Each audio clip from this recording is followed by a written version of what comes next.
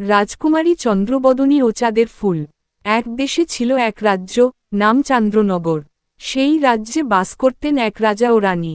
তাদের একমাত্র কন্যা ছিল রাজকুমারী চন্দ্রবদনী।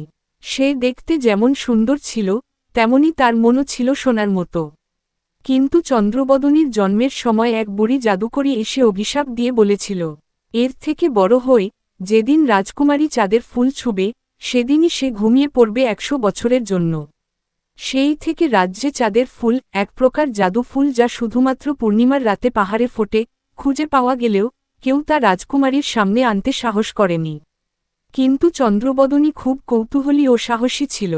একদিন সে নিজেই প্রাসাদের পাহাড়ের দিকে হাঁটতে হাঁটতে চলে গেল। সেখানে সে একটি অপূর্ব রূপের চাঁদের ফুল দেখতে পেল। তার রূপ এত মোহময় ছিল, সে হাত বাড়িয়ে ছুঁয়ে ফেলল। ঠিক তখনই অভিশাপ সত্যি হল। সে পড়ে গেল গভীর ঘুমে। রাজ্যে শোক নেমে এলো। তখন এক সাহসী যুবরাজ, নাম অভিজিৎ, দূরের রাজ্য থেকে এল।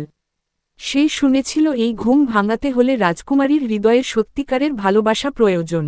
যুবরাজ চন্দ্রবদনীর পাশে এসে মৃদু স্বরে বলল, এর থেকে বড়, তুমি ঘুমাও না চিরকাল, আমরা সবাই তোমায় ভালোবাসি, উঠো রাজকুমারী।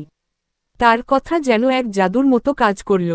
চন্দ্রবদনীর চোখ খুলে গেল, অভিশাপ ভেঙে গেল, রাজ্য আনন্দে ভরে উঠল।